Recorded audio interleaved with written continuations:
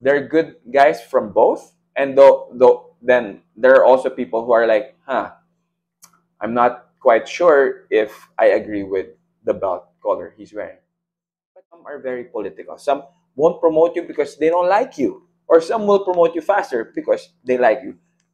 It happens. That is the reality. I'm not even gonna sugarcoat it. Hello, everyone. Welcome to the Valar Training Center YouTube channel. I am Mark Entrata, 47 years old and a first-degree black belt, and the legend himself, Professor Cabrina Charles. And I am the head of Alliance Jiu-Jitsu Manila. And yeah, I've been doing Jiu-Jitsu for almost 25 years. And I got my black belt after pretty much like 18, 19 years of training. Ah, that's a long time. And that is the topic for today. The most controversial part of your jiu-jitsu journey, or everyone's jiu-jitsu journey. Belt promotions. So I started jiu-jitsu, yeah, year 2000. I remember, I think I got my blue belt 2004, end of 2004.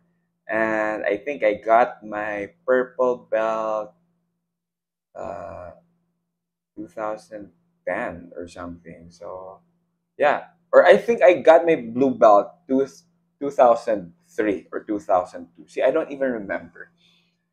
Anyway, I remember I got my purple belt 2010. And then I think I got my brown belt 2013. See, I don't even remember. And what? There are two ways of how people, how coaches, schools promote their students. Remember, I came from the old school. So the first one, the most common one, or at least the ones that I used to experience, was skill based. Now, the thing with skill based is it's arbitrary. Really depends on the coach, depends on what they look for in a student.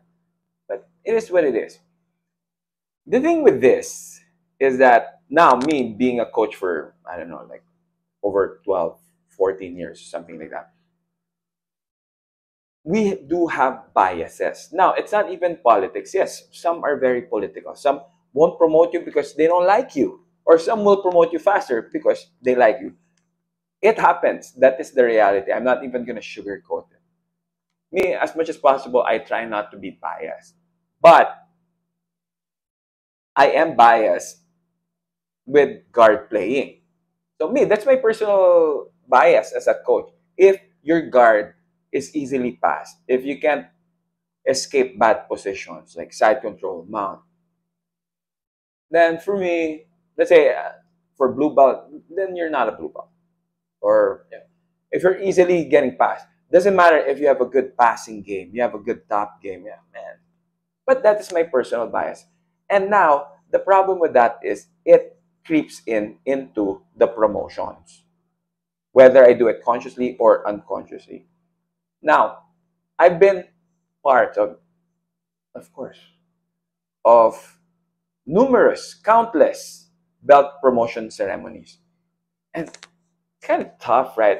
If you've been doing jujitsu for quite some time, and this is how you all do it, skill based, which is very arbitrary. There will be time, hey, we're gonna have promotions this Sunday, and you're like, ah, okay, I better wear my high-end gi, my expensive gi. What will I post on social media after I get my? It's not the destination; it's the journey. Oh, see, you're making all these things in your mind. Like, oh, I'm pretty sure that I'm. And then the day of promotion comes. You're like, let's say you're a white belt, and then you call, Bob, get your blue belt. You're like, oh, hey, I tapped Bob a few times, so it's in the bag. Yeah, I'm gonna celebrate tonight. Pizza, chicken wings, man, Netflix, Lord of the Rings, man. I am gonna live the life after I get my blue belt. Then they called Jason, get your Jason, man. I whoop this guy's butt. Sure thing. Definitely gonna buy ice cream after. Then they go, all right, so next, purple belts. Like, wait, maybe coach forgot something. Wait, how come they're promoting people now to purple belt, not to brown? Then what do you think happened? I've been there before. Because like you, there was a time where I was kind of fascinated with the belt, or I wouldn't even say fan, or I want to get to the next belt. I want to get to the next belt. I was a blue belt for I think 7 years or 8 years. People who were white belts when I was a blue belt got their purple belts, and I was still a blue belt. So what do you think I told myself? Oh, it's politics. The coaches just don't want me. I mean, who knows? Maybe that's true also that they don't like me. I can't blame them. But anyway, but when I really finally, after years and years of being a blue belt, I finally had the talk, which you should do, like that internal talk, going, huh? Maybe it's me. Maybe training once a week isn't gonna cut it to be a purple belt.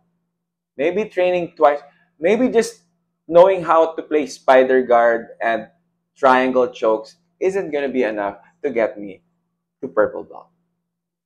So I did a lot of self reflection and I realized, you know what? I'm training with people that I like, with my friends, people who eventually helped me build what we have today, the Valores thing, we're now under alliance. I was training with those people as early as I was a blue belt. They were white belt. Like, but I like these people. I love hanging out with them. So why was I putting so much pressure on the belt collar? So I let go all of that and I figured, man, I just want to improve my fundamentals, which I was pretty terrible at when I was. But anyway, so focus on the fundamental. Focused on just having fun, building real connections with the people I train with. That's why I focus. And you know what? My journey became so much better, so much more fun. Because skill-based promotion will always be arbitrary. It causes a lot of anxiety. If you're a student, it causes anxiety. And now, as an instructor, it causes a lot of stress to us also because we will always get criticized or accused of bias, accused of politics, accused of favoritism or lack of favoritism. So, now I understand why other academies, and when you really look at it, they are the most successful academies, not just business wise, but competition wise, which is kind of weird, right? What they did was, yes, I know another controversial topic is attendance based. Yes, of course, especially now with the whole Moneyberg thing. Oh, I got my black belt in 3.5 years. Someone even asked me what my opinion was. Like, I don't know. I haven't trained with the guy. I don't see his. But anyway, attendance based. This gets a lot of criticism also, which I also understand. Why? Because from my experience as both student and a instructor, doesn't matter if both people train at the same time, all classes at the same time. If student A gives 100% of his focus throughout the whole 1.5 hour class, and then student B just, man, I just want to roll, which happens because it's the most fun part, but doesn't really care about the techniques, doesn't really care about, doing shrimps like doing warm-ups like they don't they don't even, while student A visualizes even individual warm-ups, he visualizes like he's in a sparring or what. So once they finish the first stripe, let's say, to get their first stripe, definitely student A will be more skillful than student B. But what that eliminates though is any type of bias and favoritism. it all boils down to this: the quality of those classes. So regardless whether this dude, student B, is just giving 20%, 30% of his attention, but if the required number of classes is quite high and the way the academy runs their classes, regardless, 30%, he's still going to be good in jiu-jitsu. Think of it as this way also. School. Not everyone, school is just a theory. Okay? Not everyone who goes to, let's say, architecture becomes an architect or a successful one, but they get a diploma because they put in the work. Like a usual school, that's what academies like Gracie Baja has been doing for decades already. That's how Alliance is doing things. Now you're all, oh, it's super easy to criticize when it's not what you do. You're, oh, see, man. But then, how can you question, let's say, the success of Alliance? 15 times, man. World champion. Who's the second? Alliance, most successful. Number 2, Gracie Baja. Because Alliance has so many legends.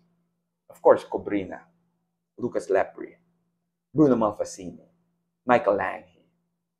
Plus, man. So, I'm sorry, Marcelo Garcia. So many champions already from the Alliance system, methodology. So how are you going to do, oh man, Alliance guys, they're attendance based. Our school, it's all, man, I've been doing jiu-jitsu for so long. I've sparred, trained with people who come from the skill-based promotions and came from attendance-based. And here's what I can say. They're good guys from both. And then there are also people who are like, I'm not quite sure if I agree with the belt color he's wearing. But that's not my call. It's not. So either way, but now if you're a coach, if you're watching this, either way, you will get criticized. Do the skill-based, you will be criticized for favoritism and whatnot, politics and bias. Do the attendance-based, you're gonna be criticized and accused of, oh, you just want to make money. Here's the thing, it really depends on your intent, who you really are, and even with your school. Now, if you're a student, you're watching this, my friend, my only advice is this. Do you do jiu-jitsu for the belts? Or do you do it because you have fun? Because you're learning. Because learning, you have fun when you learn. You feel some type of accomplishment. But it doesn't matter. In our academy, there are people who, let's say, purple belts or even brown belts, that I go, okay, yeah. But then there are some blue belts that I kind of feel more challenged when maybe it's the youth, the athleticism, the intensity. So regardless, we can all take off our belts and just all wear white belts. Do you think that's gonna change how your training goes? Do you think the guy who beats you up, who taps you out 3 times in 5 minutes, let's say he's a brown belt, it's gonna change if he starts wearing a white belt? So don't hyper focus on yeah, sure, it's good. It's just like posting something on social media and you get a lot of likes. Yes, that's I feel good about it, the validity. But the moment you get over that, the problem with that is some people get addicted to that stuff. See, that's why I don't even mind if I go, oh, the last video just had like 60 views. It is what it is. But I'm not doing this for views. I'm doing this because I know I'm helping 1, 2, 3, 4 people improve their jiu-jitsu journey, to change their mindset, to make their journey more enjoyable. Because I'm sharing stuff that made my journey enjoyable. Because I've been in your situation before, 100%. So that's it, my friends. Just enjoy the jiu-jitsu. Enjoy the learning. Enjoy. If you get promoted, great. Don't make a big deal out of it. I was even surprised when last year, during belt ceremony, I was just, yeah, yeah. And then Professor Camilo was like, oh, and before we end, I would like to call Professor Mark for his first degree. I was so shocked because I was like, oh, yeah, I guess I still get those.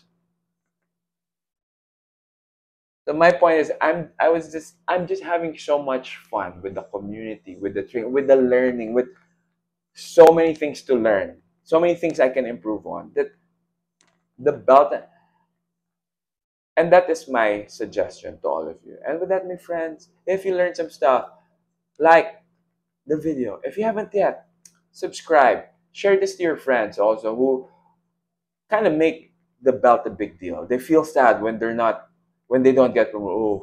And then when they get promoted, they make a big deal. They start acting like douchebags. Then you're like, oh, I don't want to be this guy's friend anymore. But anyway, so my friends, thank you so much for the time. Thank you for watching. Remember, let's stay what first? Let's stay safe first.